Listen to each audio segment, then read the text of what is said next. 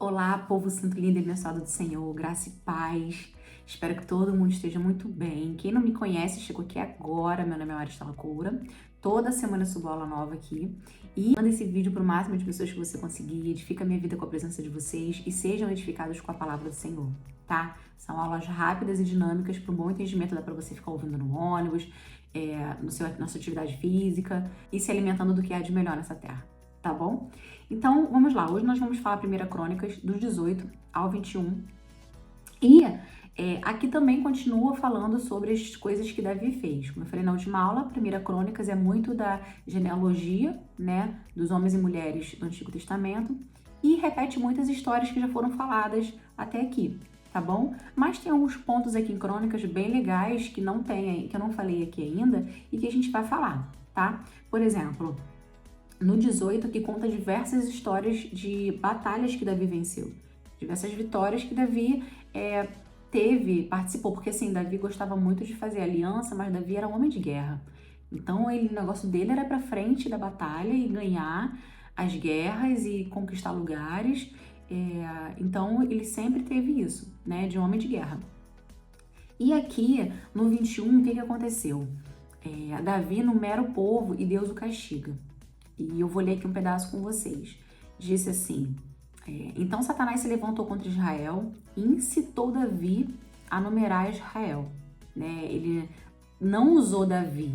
Davi era um homem do Senhor, mas ele sussurrou algo, jogou uma flecha, dardos inflamados em Davi, que pegou Davi, e Davi resolveu numerar o povo. Né? E isso era mal aos olhos do Senhor. Porque para que Davi queria numerar o povo? Só quem tinha que saber a quantidade de pessoas que existia ali era o próprio Deus, né? Como Deus falou com Abraão: se você conseguir contar as estrelas no céu, assim será a sua geração. Ele não tinha como contar as estrelas no céu, não tem como contar. Então, assim, naquela época era abominável aos olhos do Senhor, como continua sendo, só que hoje em dia o governo conta as pessoas, né? Mas isso é para uma outra aula, uma outra história. Tá bom? Então aqui a gente dá continuidade, que diz assim no 2. E disse Davi a Joabe e aos maiorais do povo: ide, contai a Israel desde a Berseba até Dan, e trazei-me a conta para que saiba o número deles. E aí, Joabe não quis fazer isso. Joabe falou para ele: meu rei, meu senhor, não são todos servos do meu senhor, nosso Deus? Por que seria isso a causa de delito para Israel, o Senhor fazer isso? Contar a quantidade de pessoas.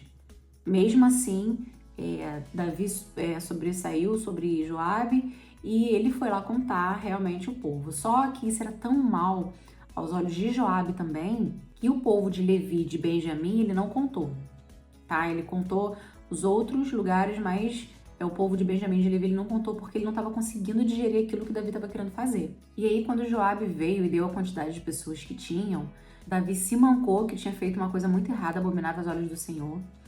E ele falou para Deus: meu Deus, que coisa louca que eu fiz. E eu me arrependo, me perdoa, não tinha que ter feito isso. E aí o Senhor respondeu através de Gade, que era o profeta que era usado para falar com Davi na época, né? Primeiro foi Samuel, depois veio Natan, depois foi Gade. E aí Gade falou com Davi o seguinte: Davi, o Senhor não se agradou com isso que você fez e ele vai te dar 3 opções para que você decida ainda hoje, ainda agora, o que vai ser feito, porque senão ele vai decidir. Olha como é que Deus ainda era com Davi. Davi fazia besteira, porém se arrependia, confessava ao Senhor que pecou, e o Senhor dava para ele a oportunidade de escolher qual seria o castigo daquele momento. E as 3 opções do castigo eram 3 anos de fome, ou 3 meses perdendo as guerras para os adversários, pessoas do povo dele morrendo à espada, ou 3 dias de espada do Senhor, ou seja, o Senhor mandaria peste para a terra durante 3 dias sem parar. E aí Davi falou para Gade: olha, eu estou muito angustiada, eu não sei o que fazer, porém, eu prefiro que venha a peste, prefiro ser atacado pela mão do Senhor do que perder para o meu adversário. Porque mesmo o Senhor me castigando e castigando o povo, ainda prefiro do que a gente venha morrer à espada do inimigo. E tinha a opção de 3 anos de fome também, então ele descartou e ficou com essa opção. E durante 3 dias a peste tomou toda Israel e o Senhor se arrependeu daquilo que fez. Assim, o Senhor, ele Ele, quando aparece aqui na Bíblia que ele se arrependeu, quer dizer que ele sentiu no coração, né? O Senhor não fala assim, não me arrependi disso, parou. Ele tomou no seu coração o sofrimento daquelas pessoas porque a peste pegou todo mundo, né? Pegou criança, mulheres, pessoas que não tinham nada a ver com nada, foi ferida por conta disso. E aí o Senhor falou pro anjo destruidor, agora basta, tira sua mão do povo e vai embora no terceiro dia. E levantando Davi os olhos para os céus, ele viu o anjo do Senhor com a espada na mão apontando. Ele e os seus anciões estavam vestidos de sacos. Desde o primeiro dia da peste, eles se vestiram de sacos. E quando ele viu o anjo, ele se prostrou. Ele e os anciões se prostraram com a cara no chão e começaram a falar com Deus e começaram a clamar ao Senhor, suplicar ao Senhor. E Davi disse, Senhor, meu Deus, não fui eu que errei, eu que numerei o povo, não deixa mais esse povo padecer. Cobra de mim, cobra da minha casa esse erro terrível, mas não cobra mais do povo. E aí a peste se apartou, e aí a calmaria voltou. E o anjo falou, olha, levanta um altar para o Senhor, edifica um altar ali, em Jebuseu, e ali em Jebuseu o dono era Ornã. Tinha um homem chamado Ornã que era dono daquela terra ali, e Davi quis comprar essa terra de Ornã, e Ornã queria dar tudo para ele. Não, pode ficar com gado, pode ficar com ovelha, pode ficar com tudo, faça o altar do Senhor aí, não quero nada. Mas aí Davi falou para ele, eu não posso levantar um altar para o Senhor aqui de sacrifícios, sendo coisas doadas ou tomadas.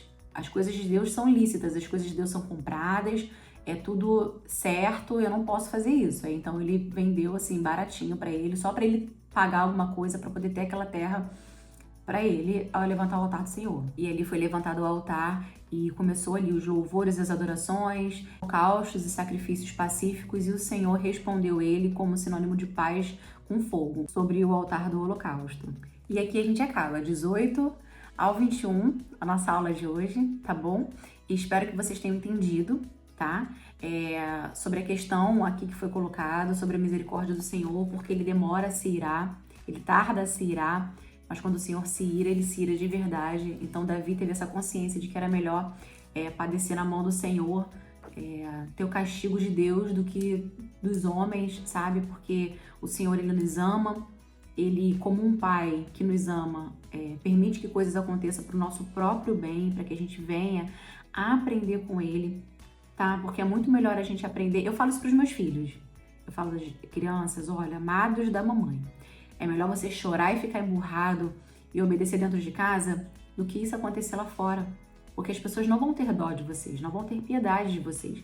Então que vocês aprendam dentro de casa para quando chegar lá fora vocês serem mais fortes, vocês não serem dominados pelo mundo, vocês entenderem o que é certo e o que é errado. Porque tem muitos pais abrindo mão disso, deixando o filho fazer o que quer, a hora que quer, da forma que quer, e a criança indo pra rua e se perdendo por lá. Sem nenhuma doutrina, sem nenhum mandamento em casa, sem nenhuma rotina, sem regras e principalmente andando fora do caminho de Deus, tá? Eu tava falando pra minha filha ontem que a Bíblia, ela é um manual de vida de Deus pra gente. Na Bíblia você aprende a ter uma família saudável, aprende a prosperar financeiramente, aprende a ter comunhão com os outros, aprende a não mentir, não desrespeitar as pessoas. Gente, a Bíblia, as pessoas fazem muitos livros, pessoas crentes ou não crentes, com mandamentos da Bíblia, com ensinos da Bíblia.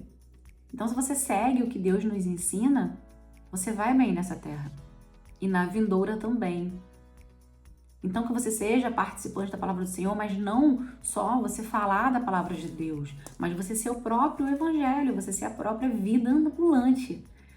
Que as pessoas olhem para você e vejam que você é uma pessoa diferenciada, porque, gente, nós somos diferentes, não tem jeito. Independente da forma que a gente se vista, por exemplo, se cubra o corpo todo ou cubra metade do corpo, não a mostra, tá, gente? Porque é noção, é discernimento, né? O Espírito Santo incomoda a gente nas nossas vestes também, porque quando a gente começa a mudar de dentro para fora, a gente muda as nossas vestes, a gente muda a nossa forma de falar, a nossa forma de pentear o cabelo, a nossa forma de nos maquiar. Mulheres que eu tô falando, os homens aprendem a se portar, a se posicionar. Então, quando a gente chega nos lugares, a gente não precisa dizer que a gente é cristão, que somos pequenos cristos. As pessoas veem isso na gente, a gente reflete isso. Quando a gente abrir a nossa boca, vai ver Cristo ali. Então, a gente precisa ser a Bíblia ambulante, a gente precisa ser o Evangelho do Senhor, o verdadeiro Evangelho do Senhor. Gente, é triste quando uma pessoa tem um posicionamento e depois fala assim, eu sou crente. A gente fala, oi, você é crente? Porque tá totalmente em desacordo com a palavra do Senhor. A gente sabe quando é filho e filha de Deus pela forma de falar, de se vestir. Não quero que vocês me entendam mal. Eu não estou dizendo que roupas tem que se vestir, cada um tem a sua consciência. Mas eu estou dizendo que a grande parte de homens e mulheres que são cristãos, a gente percebe de cara como se veste. E depois a forma de falar. E depois a forma de agir. Que não seja uma fé fingida. Que não seja uma vida com Cristo fingida. Que finja ser uma pessoa do lado de fora e dentro de casa é outra pessoa. Não tem pessoas na terra que conheçam mais vocês do que a família de vocês dentro de casa. Como você trata seus filhos, como você trata seu marido, sua esposa, os seus amigos, é a forma que você é. Agora, o externo, as pessoas vão conhecer simplesmente o que você é. Sabe? Que você seja do lado de fora da sua casa como você é dentro e vice-versa. Que não seja fingimento, que não finja ser uma pessoa que você não é, tá? Porque assim, na palavra do Senhor diz que no final nós seremos julgados até pelos nossos pensamentos. Não só pelas nossas atitudes, o que a gente fala, o que a gente faz, mas nossos pensamentos. Agora você imagina atitude, exposição, né? Tem muita gente dizendo que é cristão e andando totalmente ao contrário da Bíblia, ao contrário do Evangelho, porque as pessoas estão querendo romantizar o Evangelho. Gente, o Evangelho não é romantizado. Você andar nos caminhos do Senhor, você seguir os mandamentos dele, é ordem. Você não pode viver como você quer, você não pode viver como a carne quer.